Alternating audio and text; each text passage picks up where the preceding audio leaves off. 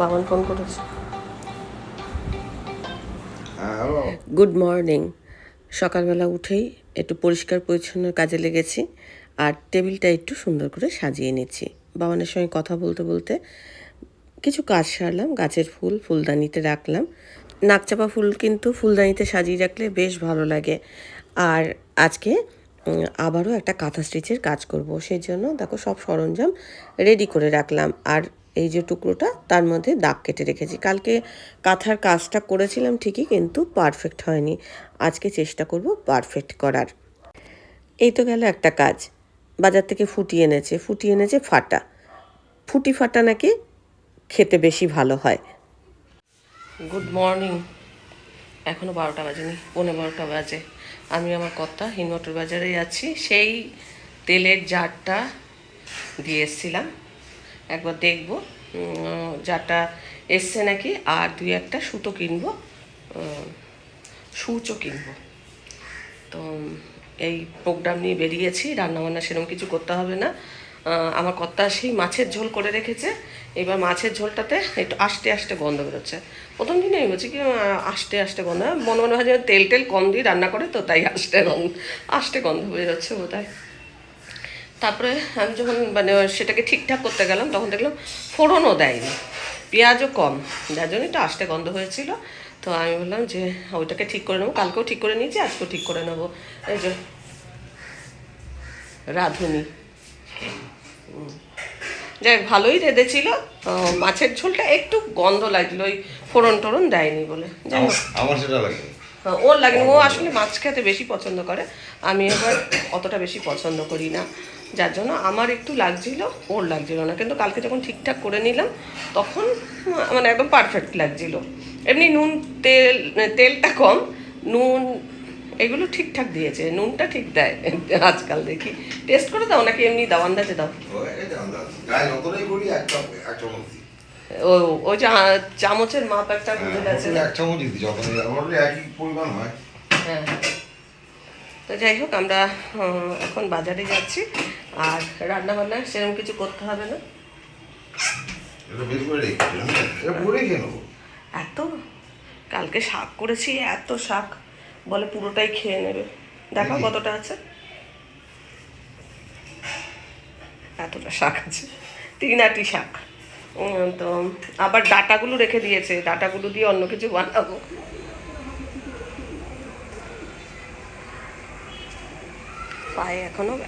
পায়ে এখনো ব্যথা আছে। আর নিচে নামলাম যখন, গাছটা দিয়ে ঘরে যাও, আমরা এক্ষুনি চলে আসবো, চলো ঘরে যাও। কথা বোঝে না, কি বলবো। আমি ঘরে যেতে বললাম, ঘরে গেল। আমি যদি বলি যে বসো, আমরা এক্ষুনি চলে আসবো, সব বুঝতে পারে। পাটা এখনো খুবই ব্যথা, এক্সরে রিপোর্ট আনা হয়নি। বাজারে বেরিয়েছি দুটো কাজ নিয়ে। এই যে সুতো এগুলো কিনবো, আর ওই যে তেলের জারটা, ওটা পাল্টাতে দিয়েছিলাম, দেখি ওটা এসছে নাকি। এক্সরে রিপোর্টটা নেওয়া হয়নি, তো রিপোর্টটাও নেওয়া হলো। আর তেলের জারটার বদলে অন্য একটা জিনিস নেওয়া হয়েছে, সেটা বাড়িতে গিয়ে দেখাবো। বাড়িতে এসে দুজনে একটু শরবত খেলাম। বাইরে এতটা গরম কি বলবো, আর প্রচণ্ড পরিমাণে ঘাম হচ্ছে। এটার মধ্যে পিঠাই কাজ আছে। জিনিসটা দেখতে খুবই সুন্দর, আর ওজনটাও অনেক বেশি। তেলের জারটার দাম ছিল 550 টাকা, সেই টাকাটা বাদ দিয়ে বাকি টাকা দিয়ে এটা নিয়ে এলাম।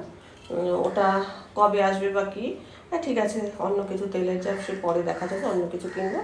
আর তার বদলে এটা নিয়ে নিলাম। একটু একটু করে পিতলের কালেকশন করছি। পিতলের কড়াই হয়েছে, এটাতে দুধ জাল দেওয়া যাবে, প্লাস ভাতও করা যাবে। তো আজকে এটাতে আমি ভাত করব। সবার আগে স্টিকারটা তুলবো, তারপরে এটাকে ভালো করে ধোবো, ধুয়ে তারপর ভাত চাপাবো। তো চলো সেই কাজটা করি। আর সুতো এগুলো সব নিয়ে এসে সঙ্গে সেলাই করব, আর মাছটাকে একটুখানি ঠিকঠাক করব। এই হচ্ছে আজকে আমার কাজ।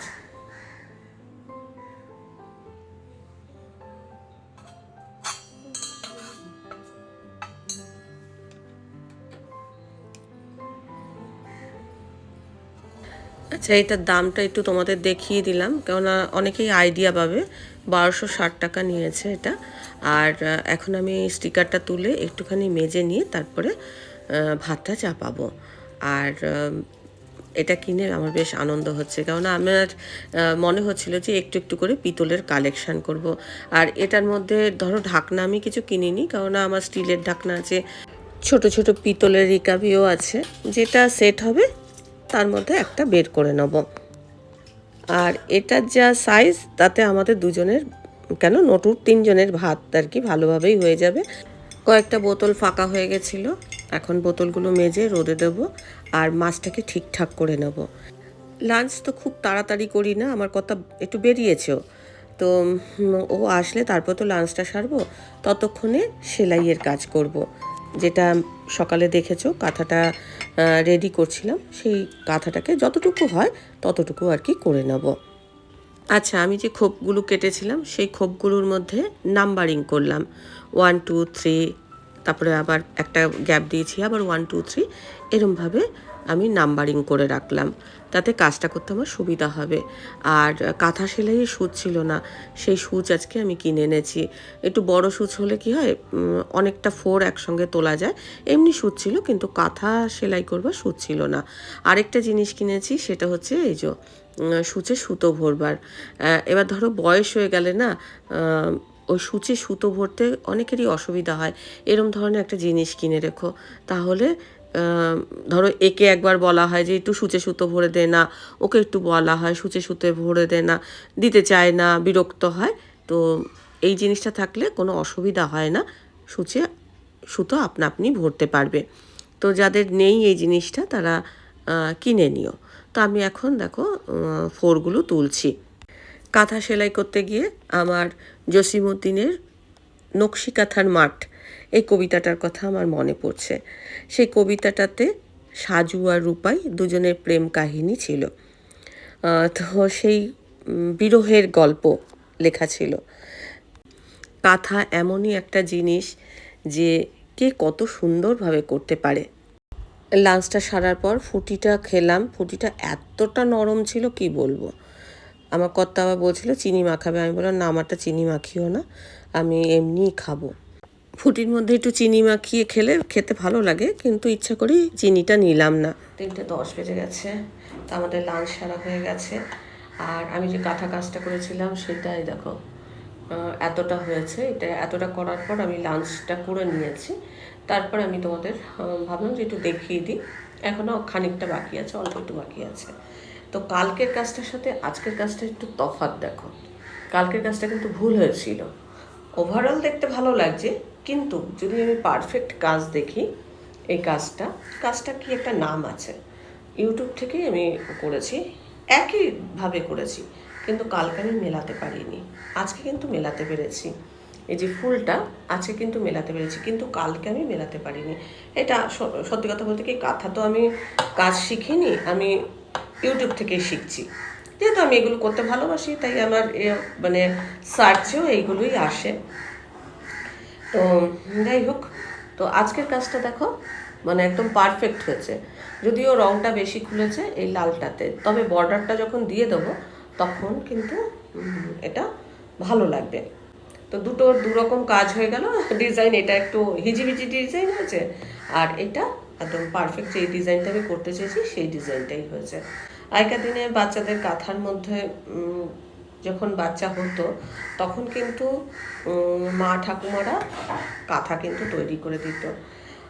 মানে প্রথম কাঁথা আমি জানি না প্রথম কাঁথা কে করেছে, তবে নিমাই যখন সন্ন্যাস নিয়েছিল তখন তার মায়ের হাতের একটা কাঁথা সে দিয়েছিল। সেই কাঁথা নাকি পুরীতে মানে মিউজিয়ামে আছে, তার হাতের কাঁথা। যেমন কুরুশের কাজ করতে আমার ভীষণ ভালো লাগে, তেমনি কাঁথার কাজ করতেও আমার ভীষণ ভালো লাগে। আমার একটা মানে কয়েকটা কাঁথা আছে, তখন আমি ধরো শখ করে একটা ধরো, ওটা অপরিণত বয়সের কাঁথা, আর এইগুলো হচ্ছে, এটা হচ্ছে পরিণত বয়সের কাঁথা।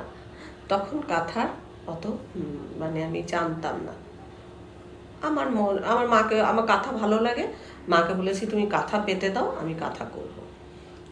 আর মানে কাঁথা গায়ে দেওয়ার মধ্যে একটা আরাম আছে, সেই আরামটা পাওয়ার জন্য মানে আমার কাছে কাঁথা ছিল। আর এখন আমি একটুখানি এইটাকে কমপ্লিট করব, রেস্ট নেবো, তোমাদের পরে আবার দেখাবো। আর ড্রেসটাও একটু চেঞ্জ করবো, ভীষণ গরমই লাগছে, একটু রিল্যাক্স হয়ে তারপরে আমি জিনিসটাকে অল্প জিনিসে সংসারটাকে সুন্দর করে করবার চেষ্টা করি।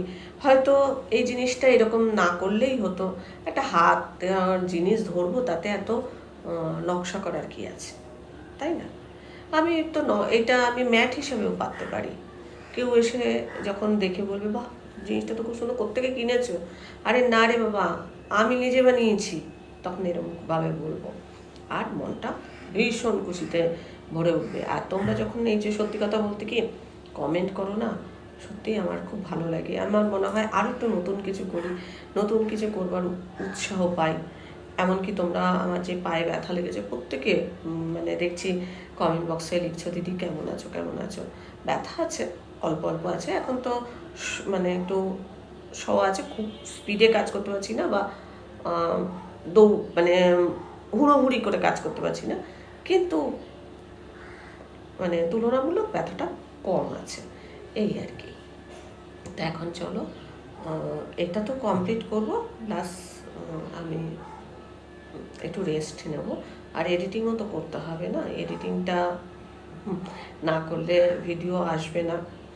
সব প্রত্যেক দিন হয়তো একই সময় হয় কি, নিজেই তো সব কাজ করি, ভিডিও শ্যুট করা থেকে নিজে কন্টেন্ট করবো, বাকি নিজেই ভাবনা চিন্তা করি। একটা ভিডিওর টাইটেল করতে গেলে তারও তো কিছু ভাবনা চিন্তা করতে হয়, অনেক কিছু ভাবতে হয় একটা ভিডিও তৈরি করতে গেলে।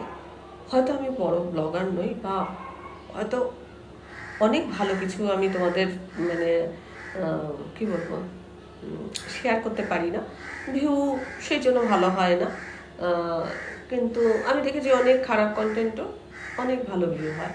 এবার যাকে দেখতে ভালো লাগে, এই কাজগুলো যে সবাই ভালোবাসবে এরকম তো নয়, টেস্টের একটা ব্যাপার আছে। আমার টেস্ট তোমার টেস্ট যখন এক হবে তখন তুমি আমাকে পছন্দ করবে। এবার আমার টেস্টের সঙ্গে তোমার টেস্ট মিললো না, তাহলে কি তুমি আমায় আমার ব্লগ দেখতে ভালোবাসবে? নিশ্চয়ই না। এইরকমই ব্যাপার। তো চলো, অনেকবার বললাম আমি এখন রেস্ট নেব, তো আবার পরে দেখা হবে। আর আমার টোপিয়াটা বেশ ভালো হয়েছে, টোপিয়াটাতে অনেকক্ষণ ভাতটা গরম থাকছে, এটা একটা বেশ ভালো মানে জিনিস, আমার ভালো লাগছে। আর আমি একটু একটু করে দেখি এসবের কালেকশান করব। বাকি যেসব জিনিস আছে অ্যালুমিনিয়ামের জিনিস, সেগুলোকে একটুখানি বাতিল করব, করে এগুলো মানে আস্তে আস্তে কালেকশান করব। অনেক কালেকশানই আছে, আরও করতে ইচ্ছা করছে। এই দেখো কাজটা কমপ্লিট হয়ে গেছে, খুব সুন্দর ফোর্টটা হয়েছে, একদম পারফেক্ট, আমি যেরকম ডিজাইনটা চাইছিলাম একদম পারফেক্ট ডিজাইন হয়েছে। এটা আগের দিন করেছিলাম আর এটা আজকে করলাম। লাল কালারটার জন্য ওটা দেখতে বেশি ভালো লাগছে, ব্রাইট লাগছে। তোমাদের কি মত তোমরা অবশ্যই জানিও। আজকে এই দেখো চাটা এই ম্যাটের উপরেই দিলাম, দেখতে কিন্তু বেশ লাগছে, খুবই ভালো লাগছে। আর এই হচ্ছে বিকেলের আমাদের চা বিস্কুট। এখন 5টা বেজে গেছে, দেখছো এখনও রোদ রয়েছে। আজকে একটু তাড়াতাড়ি আমাদের চা খাওয়া হয়ে গেল, কেননা আমি মনে মনে ভাবলাম কাজটা যখন সারাই হয়েছে তাহলে একবারে চাটা খেয়ে তারপরে রেস্ট নেব। কি ভালো লাগছে দেখো ম্যাটটার উপরে কাপ প্লেটটা, খুব সুন্দর লাগছে। চলো আয়।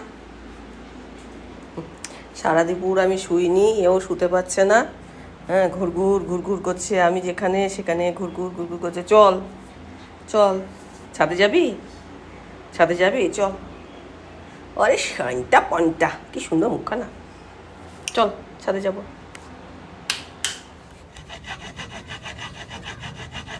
আজ দুপুরে একদম রেস্ট নিইনি।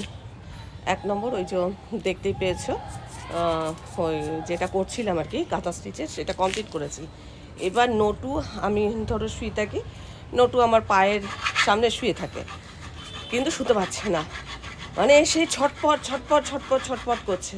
তারপরে আমি বললাম যে না একটুখানি শুই, না হলে তো শেষ হবে না। এবার আমি শুলাম, আমার পাশে একটুখানি শুয়েছে, কিন্তু করাতের ঘসর আওয়াজ এই শুনে আমি উপরে চলে এসেছি, শুতে আর পারলাম না। এই যে ঘসর আওয়াজে কি করছে দেখ। কি বানাচ্ছো গো? আমি অফ ক্যামেরায় করছিলাম, তুমি আবার ক্যামেরা নিয়ে চলে গেল। একটা জিনিস বানাচ্ছ, ঘসর ঘসর আওয়াজ শুনছি। আগের দিন টুলটা বানিয়েছিল যে ঠাকুর ঘরে, সেটা তো তোমাদের দেখানো হয়নি। ওটা কিন্তু ঝটপট বানিয়ে দিয়েছিল। আর এটা তো দেখছি কালকেও ঘসর ঘসর আওয়াজ করছিল, আজকেও ঘসর ঘসর। হ্যাঁ, আওয়াজটা শুনে আমি মনে মনে ভালো। লোহা কাটার জিনিস, তার মধ্যে করাতে হয়তো বছর 10 আগেকার। হ্যাঁ, এগুলো আমার শ্বশুর মশাইয়ের। তো যখন বাবা বেঁচে ছিল কোনোদিনও এইসব কাজ করেনি, ধরেই দেখেনি, কিন্তু এই মানে বয়সকালে এই জিনিসগুলো করছে টুকটাক। আমি বললাম যে এই কাঠগুলো আছে, কিছু একটু বানাও। কাঠগুলো শুধু শুধু ফেলে দেবো? তো কি বানাবে সেটা পরেই দেখতে হবে, একদিনে হয়তো হবে না, কিন্তু একটা কিছু বানাচ্ছে, সেটা আমি তোমাদের দেখিয়ে দিলাম। শুধু দিদি এটা ওটা বানাচ্ছে এরকম না, দাদাও বানাচ্ছে। আর আমাদের চিচিঙ্গা গাছে একটা চিচিঙ্গা ধরেছে আবার এইখানে, সে বেঁকে একেবারে সাপের মতো হয়ে গেছে। এই যে এইখানটায় ব্যাক ক্যামেরায় দেখাই তাহলে বুঝতে পারবে।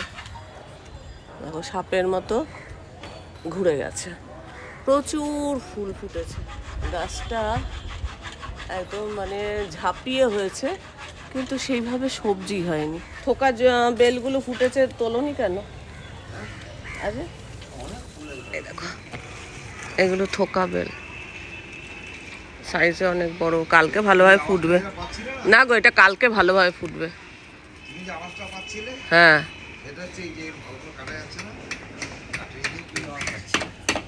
হুম হুম, এডিটিং করিনি কিছুই। এগুলো কতদূর টিকবে জানি না, তবে মোটামুটি কাজ চলবে। যাই হোক, ও করুক। আর এই যে তোমাদের ড্রাগন গাছগুলো দেখিয়ে দিচ্ছি। ড্রাগন গাছগুলো এই দেখো এইখানে রাখা হয়েছে। এই ব্রাহ্মী শাকগুলো সব নষ্ট হয়ে গেছে গো। হ্যাঁ,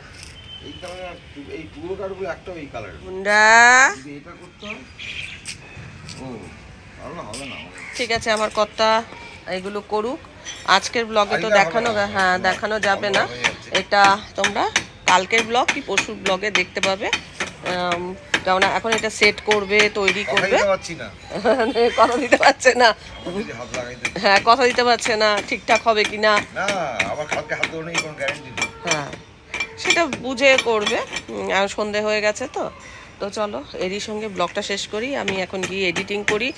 আর ব্লগটা দেখে ভালো লাগলে অবশ্যই একটা লাইক দিও, প্রচুর শেয়ার করো। আমার চ্যানেলটা ভালো লাগলে অবশ্যই সাবস্ক্রাইব করে আমার পাশে থেকো।